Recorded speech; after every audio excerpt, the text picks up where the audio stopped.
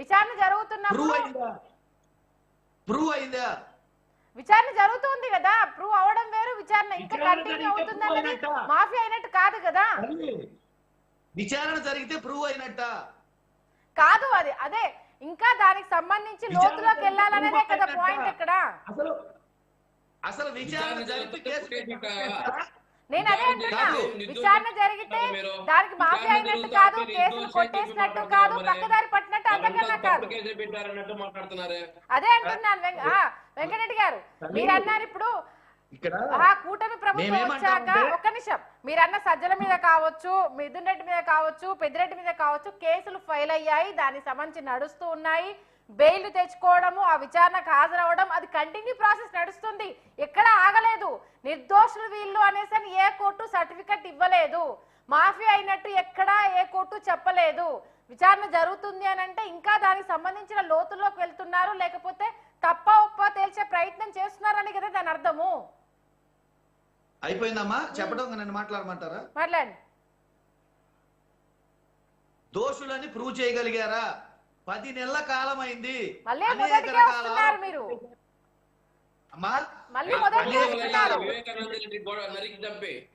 మరి 5 సంవత్సరాల వైఎస్ఆర్ ప్రభుత్వం ఏం చేసింది?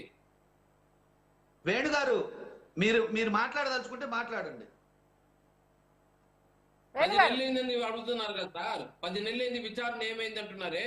5 సంవత్సరాలు జగన్మోహన్ రెడ్డి గారి ప్రభుత్వంలో సొంత చిన్నాయన్ని గొడ్డలతో ఎవరో చంపేశారని ఆరోపణ చేసిన వ్యక్తి ఎందుకు నిరూపించలేకపోయాడు?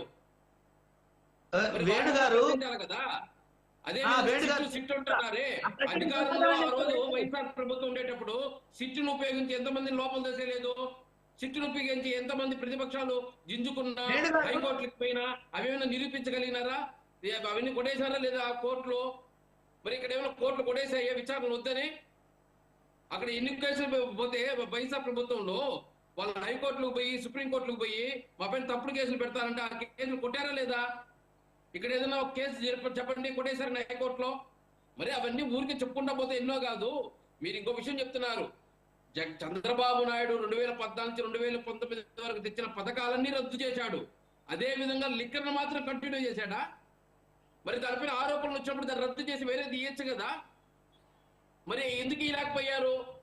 ఏదైతే బ్రేవరేజ్ కంపెనీస్ అన్ని వీళ్ళు లీజుకు తీసుకొని వీళ్ళకి నచ్చిన బ్రాండ్లు అతికించుకొని 30 రూపాయలు 300కు అమ్ముకుంటూ కల్తీ మందు వాళ్ళ ప్రాణాలు పోయే, వాళ్ళ ఆర్థికంగా నష్టపోయారు.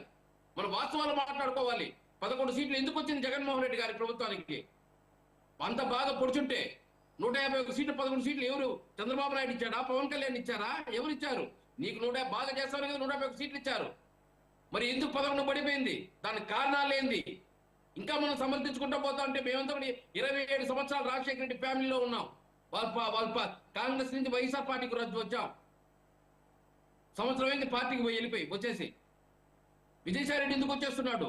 తల్లి చెల్లి ఎందుకు వచ్చేస్తుంది? ఇవన్నీ మనం ఆలోచన చేసుకోవాలి. ఊరికే